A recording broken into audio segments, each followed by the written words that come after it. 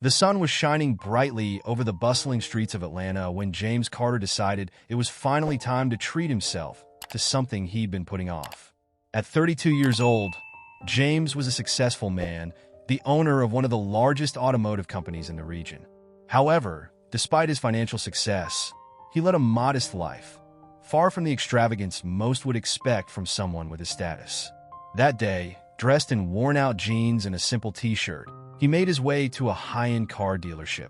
As he stepped inside the dealership, James's eyes scanned the spacious showroom, filled with cars representing the pinnacle of automotive engineering.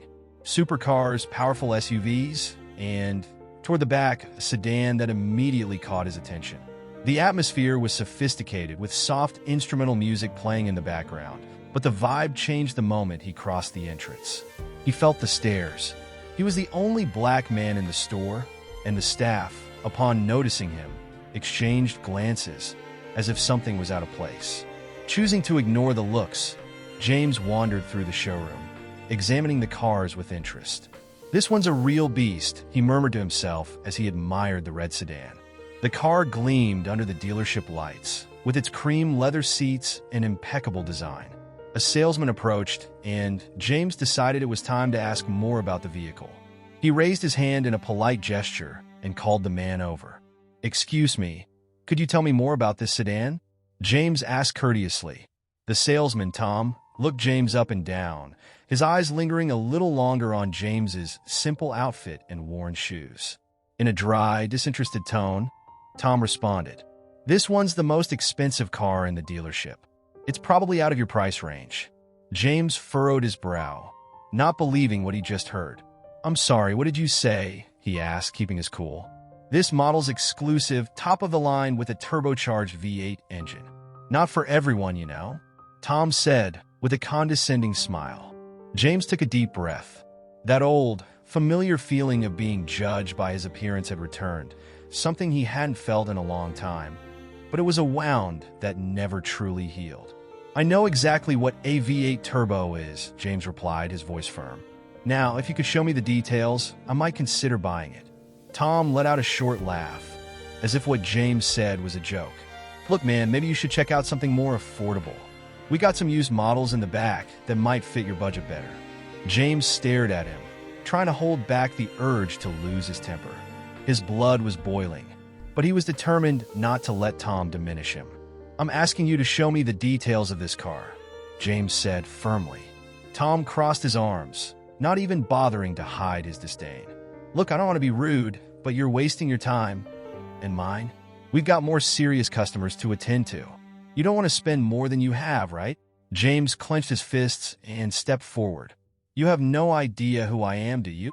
Tom shrugged, completely unaware of the mistake he was making. "It doesn't matter who you are. I'm just being honest with you. This car isn't for you." The atmosphere in the dealership grew tense. Other salespeople noticed the heated exchange and discreetly moved closer, curious about what was unfolding. James, however, remained calm. This was far from over, and he knew he had to keep his composure to deal with the humiliation that was beginning to take shape. James stood his ground after Tom's dismissive remark, but the feeling of hostility was becoming harder to ignore. The large windows of the showroom let in streams of sunlight, but inside, the air felt heavy with judgment. Other salespeople and customers occasionally glanced at him, their curious stares lingering a little too long. James tried to push the unease aside, but the reality of his situation was settling in. He wasn't just being judged for his simple clothes, he was being judged for the color of his skin. "Sir, are you still interested in the sedan?" Tom asked, his voice dripping with false politeness. James looked at him, still holding on to the last thread of patience. "Yes, I am. That's why I'm here," he replied, his voice calm but firm. Tom let out a sigh, visibly irritated. "All right then, if you insist," he said, walking over to the sedan reluctantly. "This car is the top-of-the-line model. It has a turbocharged V8 engine, leather interiors, adaptive suspension, the works. But you should know, it's not cheap.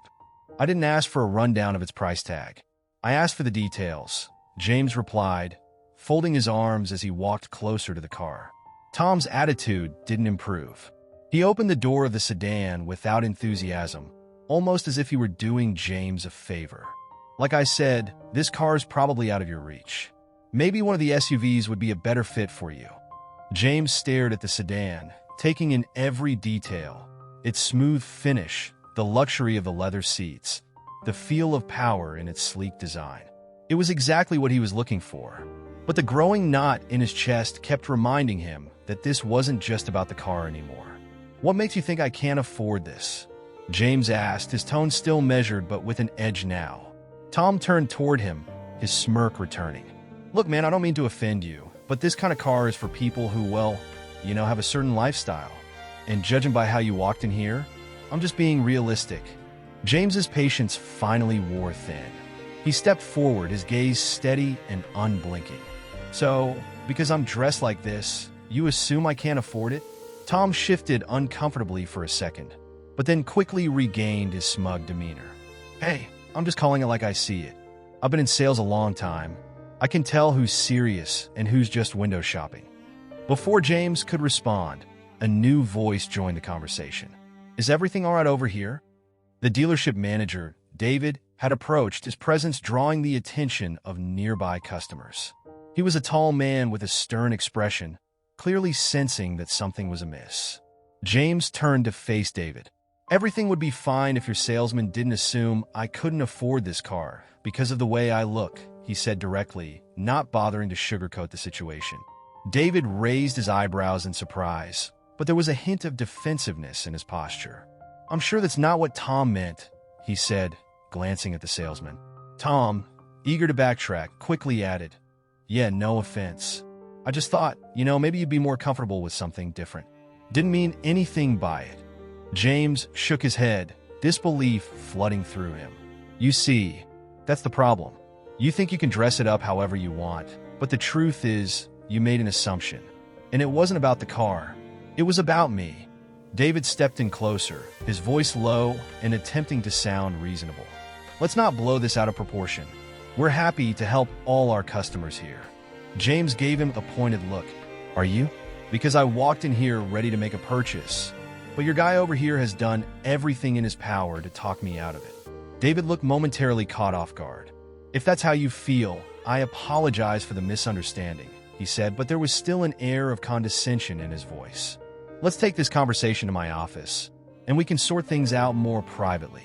James wasn't having it. "No need for private conversations.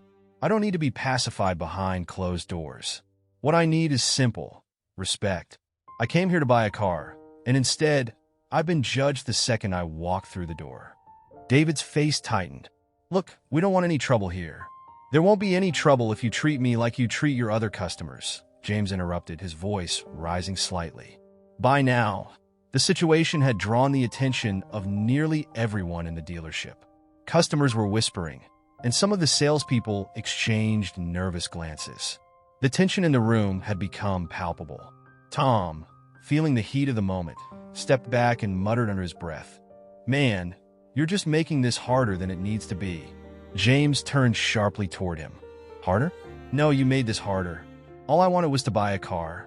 But apparently, you decided that wasn't something someone like me could do." Tom went silent, unsure of how to respond. David stepped forward, sensing the situation was spiraling out of control. "Sir, please, let's resolve this calmly. I don't want to escalate things." But it was too late for that. James had heard enough. "You don't want to escalate this?" James said, his voice filled with disbelief. "The escalation happened the moment I was judged based on my skin color and clothes." The tension snapped.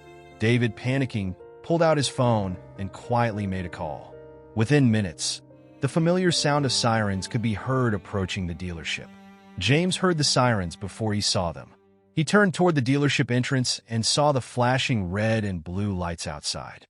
Within minutes, 2 police officers walked into the showroom, their presence immediately drawing more attention from everyone around.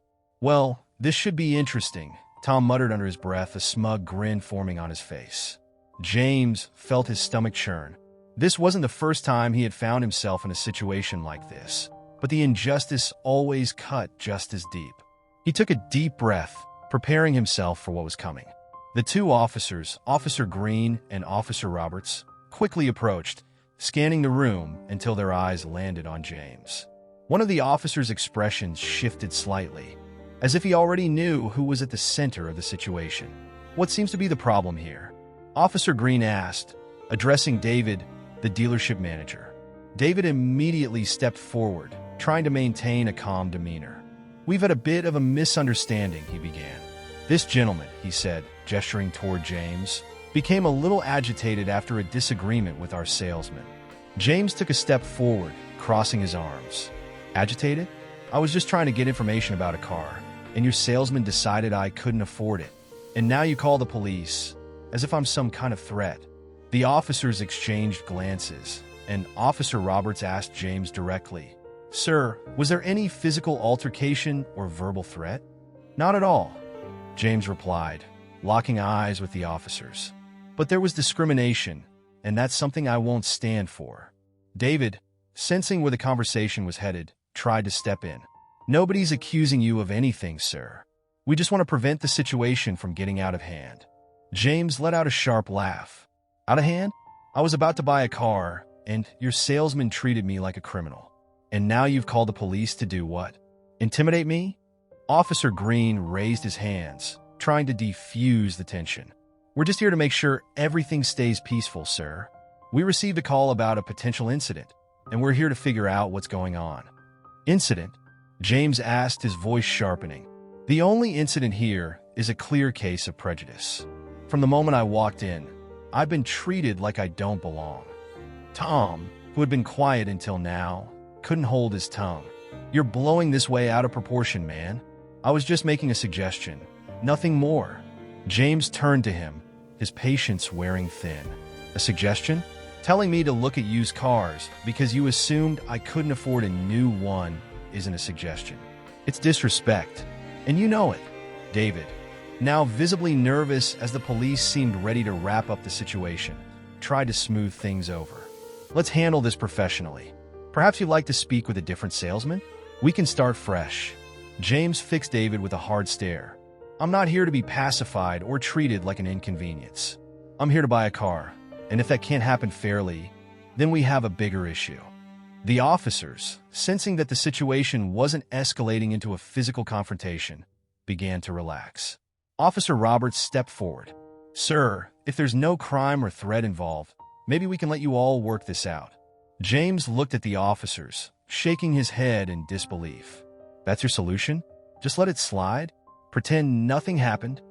David, realizing the police were ready to leave, gave a nervous smile. "We'll resolve this, Mr. Carter. We'll take care of this the right way. We don't want any more problems." James stood silent for a moment, taking in the faces around him. He felt the weight of the stares, the unspoken expectations. This wasn't just about the car anymore. It was about his right to be treated with respect, no matter what he wore or what color his skin was. "I've seen enough of this place," James said, his voice steady, "and how you treat people who don't fit your mold. This won't end here." The officers, sensing that the situation was under control, began to step back. Officer Green nodded. "If you need anything else, we're around. But it seems like this can be resolved another way." James watched as the police left the dealership. The tension in the air still hung thick, but he knew this battle wasn't over. He wasn't going to be just another man brushed aside and disrespected. Not today, not in this place. James left the dealership shortly after the police officers walked out. As he made his way to his car, a mix of anger and frustration churned inside him. He knew he shouldn't let the incident throw him off, but it was hard. Every time he faced situations like this, it reminded him of all the battles he'd fought over the years. "Why is it still like this?" he muttered to himself as he opened his car door. His life wasn't supposed to be marked by moments like these, not after everything he had accomplished. When he got home, James was still restless. He paced back and forth, trying to process what had happened. Finally, he decided to take action. He grabbed his phone and called one of his most trusted contacts, Michael, his lawyer and longtime friend. "Michael, you got a minute? I need to talk," James said as soon as Michael picked up. "Of course, James. What's going on? You sound tense." James sighed and began recounting the whole story. from the blatant discrimination he'd faced at the dealership to the arrival of the police. Michael listened intently, and when James finished, there was a pause before he responded. "James, this is completely unacceptable. They had no right to treat you like that, and you know it. Do you want to file a legal complaint?" James hesitated for a moment. "I want people to know this isn't just about me. It's about how people are still treated based on ignorant assumptions about their appearance and skin color."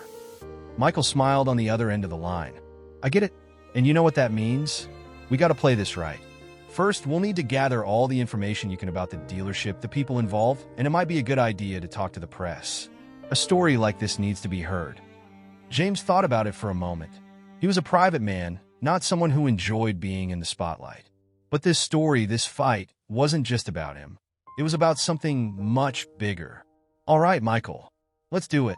I don't want this story to go unnoticed." As he hung up the phone, James felt a little more resolved. He knew the fight ahead would be long, but he was ready for it. The next morning, he received an unexpected call from the dealership. David, the manager who had tried to calm things down the night before, sounded uneasy on the phone. "Mr. Carter, I wanted to formally apologize for what happened yesterday. This is not how we treat our customers. I'd like to invite you back to the dealership so we can discuss how we can make this right," David said, his voice tinged with nervousness. James stayed silent for a moment, weighing the offer. He knew the dealership's attempt at reconciliation wasn't out of kindness. They were worried about the fallout from the incident. "I'll think about it," James replied, his voice firm. "But I'm not interested in empty apologies. I'm more concerned about how you plan to change the behavior of your staff." David stammered a bit, clearly unprepared for James's directness. Of course, we can discuss that too. Just know our offer is sincere." James hung up the phone, fully aware that the real battle was just beginning. He was only starting to shed light on the deeper issues within the system, and that call was just the first step. That night, James found himself replaying everything that had happened. David's phone call bothered him. Part of him wanted to just let it go, to leave behind the feelings of humiliation, but something deeper inside pushed him forward. He knew this situation needed to mean something more. The next morning, he made a decision. He would return to the dealership, but this wasn't just going to be a regular visit. This was his chance to make it clear that respect wasn't something to be handed out based on appearance. James dressed the same as always. Simple clothes, nothing flashy. He wanted to show that his dignity wasn't tied to what he wore. He grabbed his car keys and, before leaving, shot a quick text to Michael, heading back to the dealership. "Let's see how they handle things this time." When he arrived at the dealership, there was an uncomfortable silence. Some of the employees shot quick glances in his direction, clearly remembering the previous incident. James walked straight to the reception desk. "I'm here to see the manager, David," he said firmly. The receptionist, looking slightly flustered, nodded. "One moment, please." While he waited, Tom, the salesman who had disrespected him during his last visit, walked out from a side office. He stopped in the middle of the showroom when he saw James and hesitated. The surprise on his face was obvious, but it quickly turned into a poorly disguised sneer. "You came back," Tom said with a half smirk. "Didn't think you'd want anything more from here." James locked eyes with him. "I came back because I've got unfinished business. But don't worry, I won't be dealing with you this time." Before Tom could respond, David appeared, quickly walking over to them. "Mr. Carter, thank you for coming," he said in a placating tone. "I'd like to invite you to my office, if that's all right. We can discuss everything in private." James nodded and followed him to the manager's office without so much as a glance back at Tom. Once they sat down, David seemed eager to smooth things over. "I want to reiterate my apology for what happened. This is not how we treat our customers, and we're committed to making things right. What happened here doesn't reflect our values as a company," David began, choosing his words carefully. James kept a firm expression, but his patience was wearing thin. "David, I didn't come here for an apology. I don't need you to acknowledge that what happened was wrong. That's already obvious. What I want to know is what you're going to do about it. What's this dealership going to do to make sure the next person who walks in here doesn't go through the same thing I did?" David, clearly thrown off by James's directness, stammered before answering. "Well, we were planning to implement customer service and diversity training for the staff. We want to make sure this sort of thing doesn't happen again." James frowned, clearly unimpressed. "Training? That doesn't fix the underlying problem. You need to reevaluate the culture of this place. People here believe they can judge someone based on appearance and act on those judgments. This isn't just about training, it's about changing mindsets." David looked cornered, but knew James was right. He quickly scribbled something in his notepad and looked back at him. "You're absolutely right, Mr. Carter. We're willing to work on this and ensure that change happens. If there's anything specific you'd like to see implemented, we'd be open to hearing your suggestions." James took a deep breath. "I'm not here to be your consultant. I just want people to be treated with the respect they deserve, no matter who they are or what they're wearing. I expect you to make that happen." David nodded vigorously, clearly nervous. "We'll do our best, I promise." James looked him in the eye and said, firmly, "We'll see." With that, he stood up, signaling the end of the meeting. David stood too, visibly relieved that the conversation hadn't escalated. As James walked out of the office and across the showroom, he felt the eyes on him again, but this time, he walked with the certainty that something had shifted. Maybe not enough yet, but the seed had been planted. As he left the dealership, James's phone rang. It was Michael. He answered, already knowing what his friend was going to ask. "So, how'd it go?" Michael asked, getting straight to the point. James gave a small smile as he opened his car door. "They promised change. Now we just have to see if they follow through."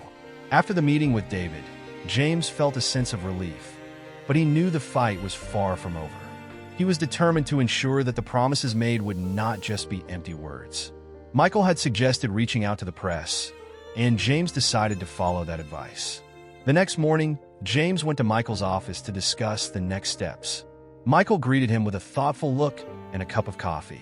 "Good morning, James. How are you feeling after the meeting?" Michael asked, offering an encouraging smile. "Good morning, Michael. I feel a bit more relieved, but I know we have a long way to go. I wanted to talk about how we can get the media involved," James replied, his voice steady. Michael gestured for James to sit and began explaining. "We have a few options. We can prepare a press release for local media and even try for national coverage, depending on the impact we want to achieve. Also, it might be a good idea to use your social media to amplify the message." James nodded, clearly interested. "Got it. How do you suggest we frame this message?" Michael thought for a moment before responding. "We need to highlight that your experience reflects a broader issue, not just limited to that dealership. Emphasize that you're fighting for changes that will benefit all customers, regardless of their appearance or background. Let's focus on the need for a more inclusive culture and a real commitment to diversity." James smiled, pleased with the plan. "Sounds good. Let's go for it." As they worked on the press release, Michael made sure the text was impactful and to the point. The message stressed the importance of confronting prejudice and the need for structural changes within companies to ensure fair and equal treatment. When the press release was ready, James reviewed and approved the text. Michael made the necessary contacts with media outlets, and within a few hours, the release was published on several local news platforms and even some national ones. The response didn't take long. The story began to gain traction. Reports and articles were published, and James's case became an example of how prejudice can affect people and the importance of fighting against it. That same day, James received an email from a renowned journalist, Sarah Mitchell, who wanted to interview him about the experience. James scheduled an interview with her for the following day. When Sarah arrived at Michael's office for the interview, she was a striking woman with a professional demeanor and a keen gaze. "Mr. Carter, thank you for agreeing to speak with us. I'm interested in understanding more about what you went through and how you're handling it," Sarah said as she prepared for the recording. James nodded, appreciative. "Thank you for covering this story. For me, it's not just about what happened at the dealership, but about the need for change across the industry. I hope that by sharing my experience, we can open more eyes and encourage companies to adopt more inclusive practices." Sarah began the recording, and James spoke with sincerity about his experience and what he hoped to achieve with his fight. He highlighted the importance of fair treatment and the need for a broader cultural shift. The interview was well received and widely circulated. James started to see the positive impact of his fight as more and more people engaged in discussions about prejudice and respect.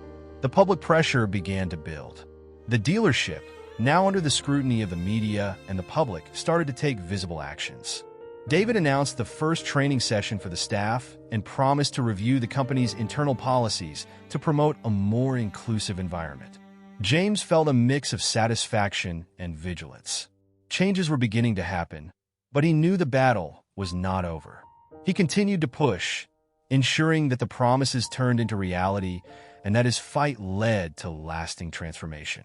With the growing impact of James's actions, media attention was only increasing. The dealership had begun implementing the promised changes, but James knew it was crucial to closely monitor progress to ensure there were no setbacks. So he decided to call a meeting with David to assess the initial results. On the morning of the meeting, James arrived at the dealership with a sense of anticipation. He was determined to ensure that the promises were kept and that the company's culture truly started to change. David greeted him at the entrance with a firm handshake and a nervous smile. "Good to see you, James. Shall we head to the meeting room?" David suggested, trying to maintain a friendly demeanor. "Sure," James replied, following David to a conference room at the back of the showroom. Inside the meeting room, David began the presentation with an optimistic attitude. "James, I want to start by thanking you again for helping us recognize the need for change. We've implemented several initiatives since our last conversation." He started showing charts and reports about the diversity training that had been conducted and the changes in internal policies. James watched attentively, but couldn't hide his skepticism. "These are good initiatives," James commented, "but real change goes beyond training and new policies. It's about the company's daily culture. How do you ensure that staff attitudes have changed, not just in theory, but in practice?" David hesitated before responding. "We're monitoring customer feedback and conducting follow-up sessions with the team. We believe these measures will help solidify the new culture." James raised an eyebrow. "Customer feedback is a good start, but what about the internal work environment? How are you addressing issues of microaggressions and discrimination in day-to-day interactions?" David seemed prepared for this question. "We have an anonymous hotline where employees can report issues. We're also encouraging more open communication between the staff and management."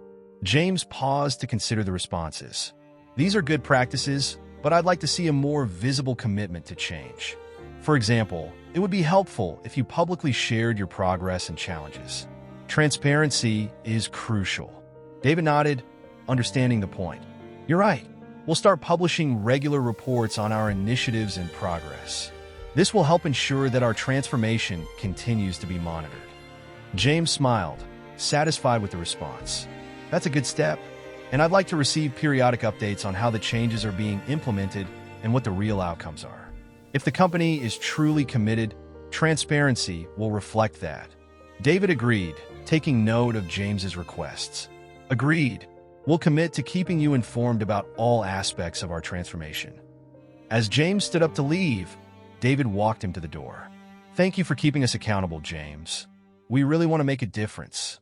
James shook David's hand, feeling a mix of satisfaction and vigilance.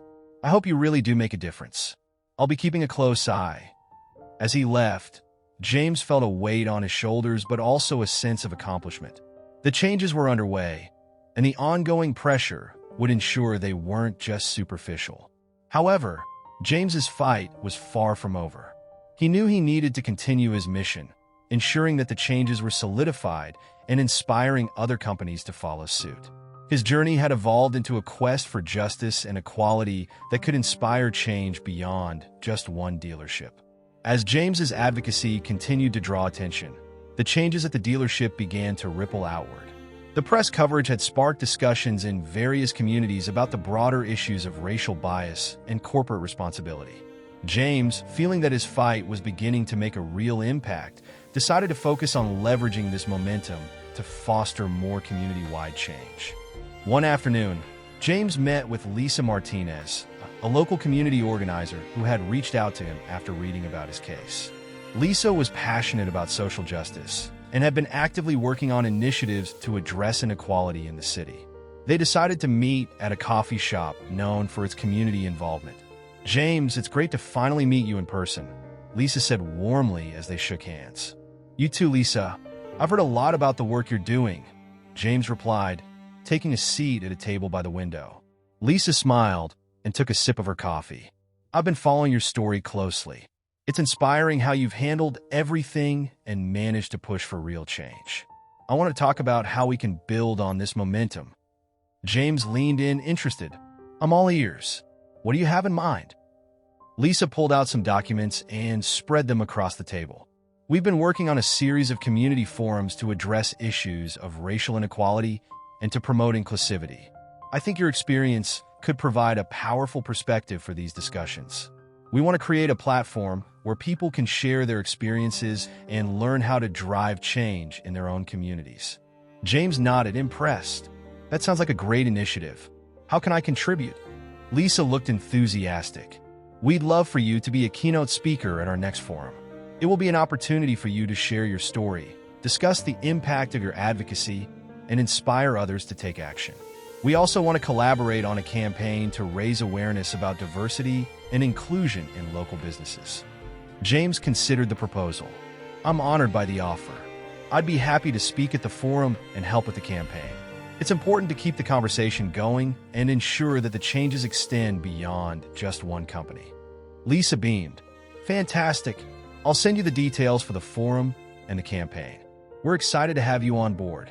The forum took place a few weeks later in a community center filled with local residents, activists, and business leaders. James took the stage as the keynote speaker, sharing his story with a crowd eager to listen. Thank you all for being here today. James began, his voice steady. My experience at the dealership was not just a personal ordeal, but a reflection of broader issues that many of us face. It's crucial that we confront these challenges head-on and push for real, systemic change. He continued, discussing the steps he took to address the situation and the importance of holding companies accountable. The audience listened intently, and James's words resonated with many.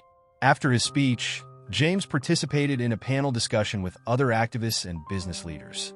They discussed various strategies for promoting inclusivity and creating more equitable environments.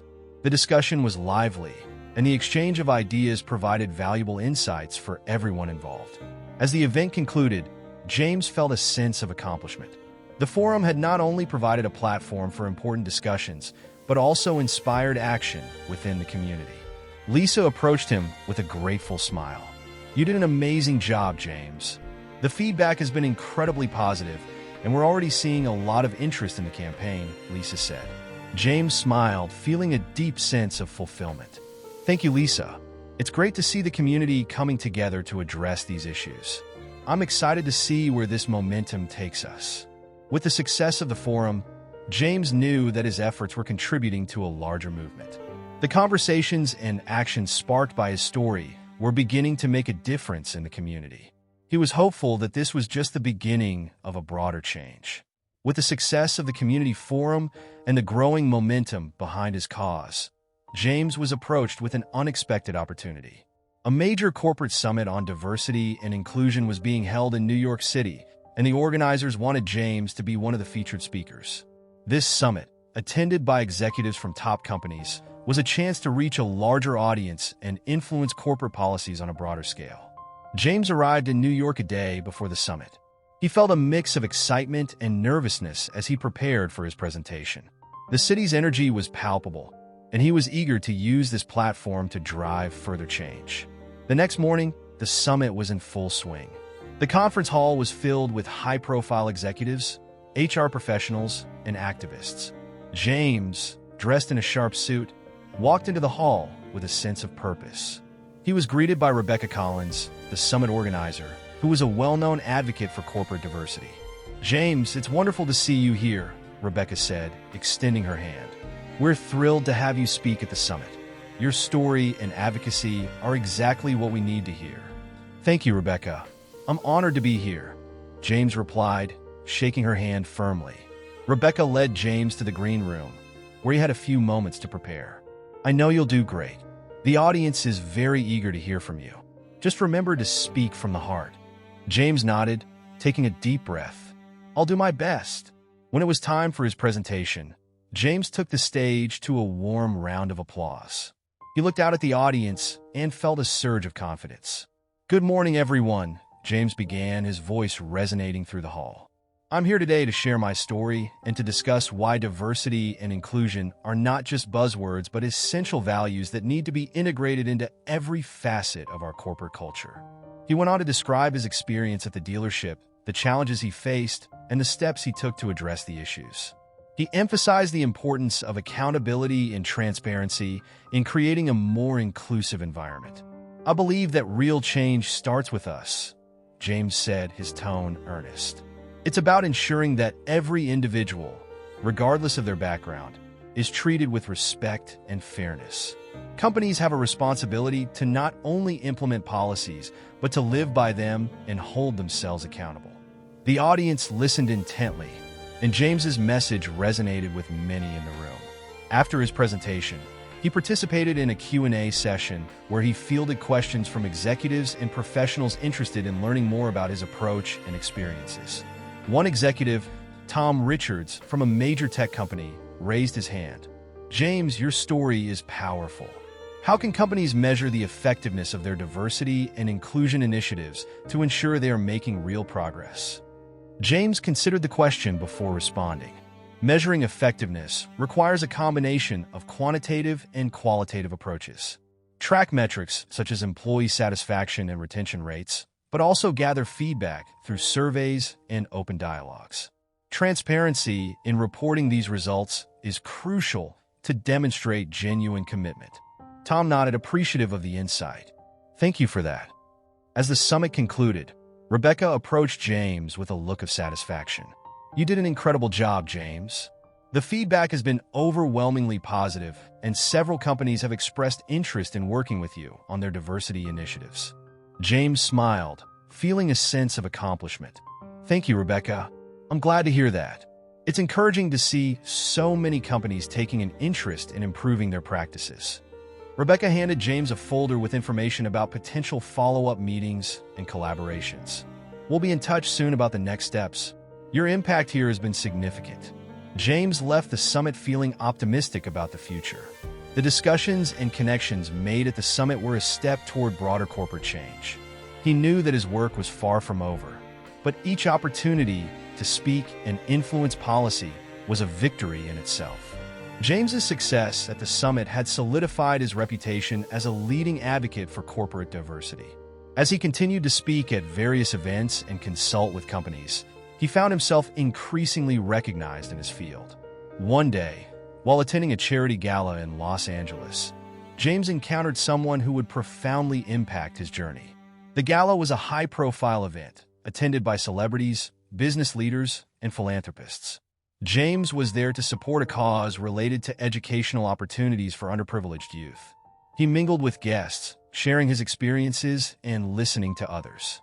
The atmosphere was lively, and James enjoyed the opportunity to connect with like-minded individuals.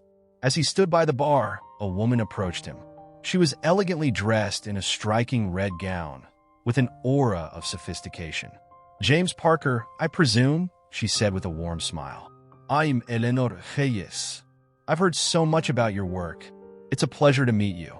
James extended his hand. Nice to meet you, Eleanor. I've heard your name before. Your work in philanthropy is quite impressive. Eleanor laughed softly. Thank you. I've been following your journey closely. Your advocacy has been inspiring. They continued their conversation, discussing their respective causes and the broader impact of their work. Eleanor mentioned that she was involved in a project aimed at creating more inclusive hiring practices in high-profile companies. I'm actually working on a new initiative, Eleanor said, her eyes lighting up. We're trying to implement best practices for diversity and inclusion at some of the top firms in the country. It's a challenging but rewarding task. I'd love to hear more about your approach and any advice you might have. James was intrigued. That sounds like a great project. My approach has been about ensuring transparency and accountability. It's important to not only implement policies, but also to measure their impact and be open about the results. Eleanor nodded thoughtfully. That aligns with our philosophy. We're focusing on creating a framework that not only encourages diverse hiring, but also fosters an inclusive culture where employees feel valued and supported. James smiled, feeling a sense of camaraderie. If you need any assistance or advice, I'd be happy to help. It sounds like a crucial initiative.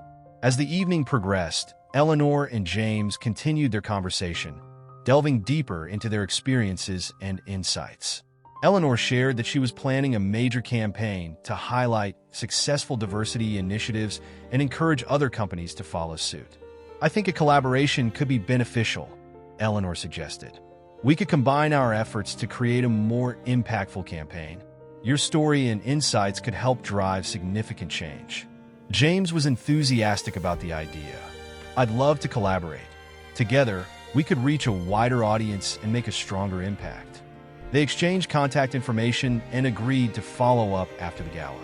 As the event came to a close, James felt energized by the possibility of working with Eleanor. Her passion and dedication mirrored his own, and he was optimistic about the potential outcomes of their collaboration. After the gala, James and Eleanor stayed in touch, coordinating their efforts on various projects.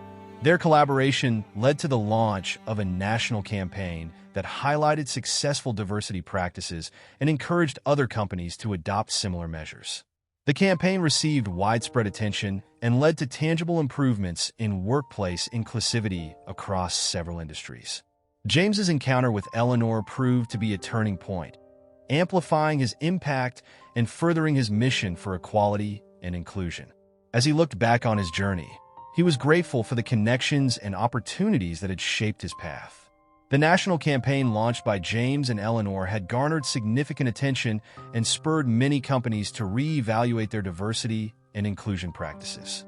To build on this success, James and Eleanor decided to develop a comprehensive corporate training initiative aimed at implementing best practices across various industries. The initiative, dubbed Inclusive Future, was designed to provide companies with the tools and knowledge needed to foster an inclusive work environment. The program included workshops, seminars, and practical resources to help organizations create more equitable workplaces.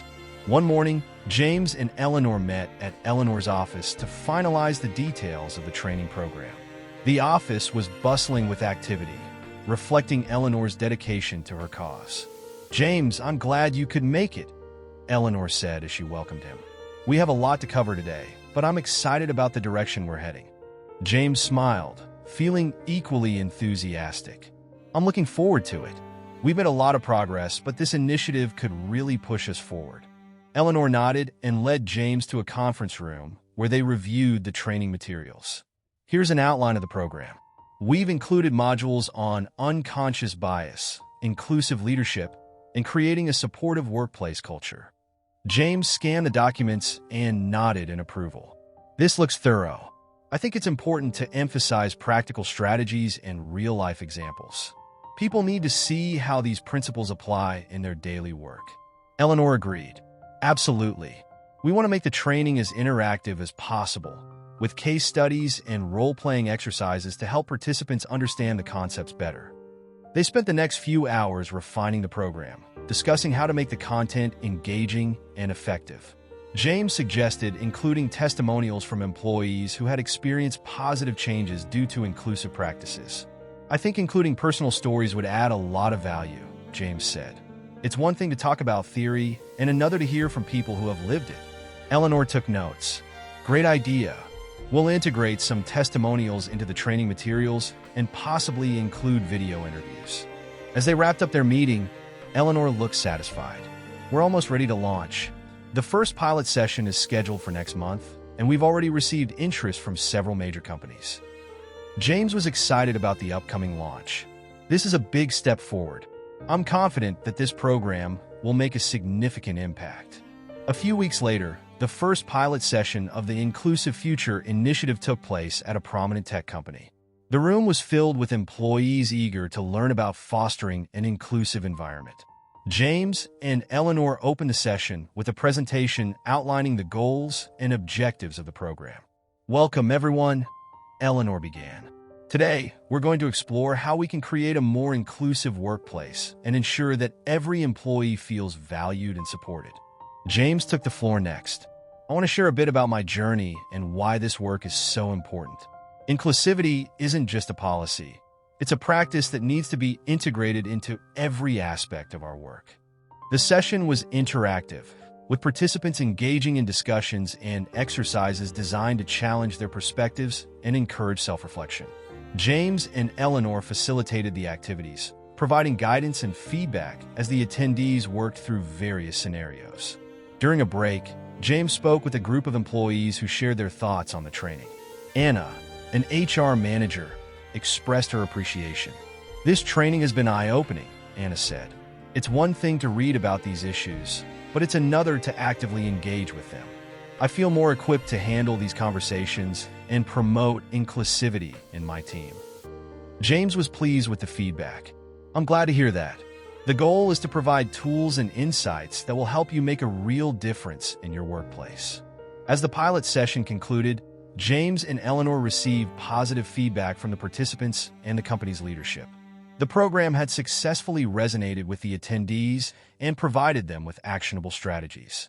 Reflecting on the day, James felt a sense of accomplishment.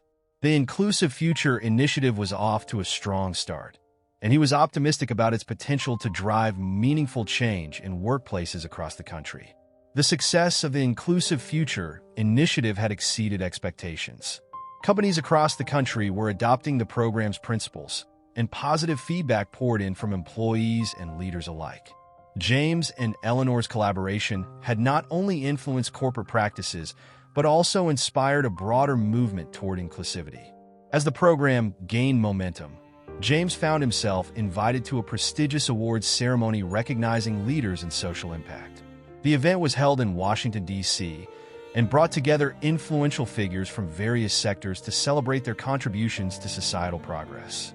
James arrived at the ceremony in a sleek black tuxedo, feeling a mix of anticipation and pride.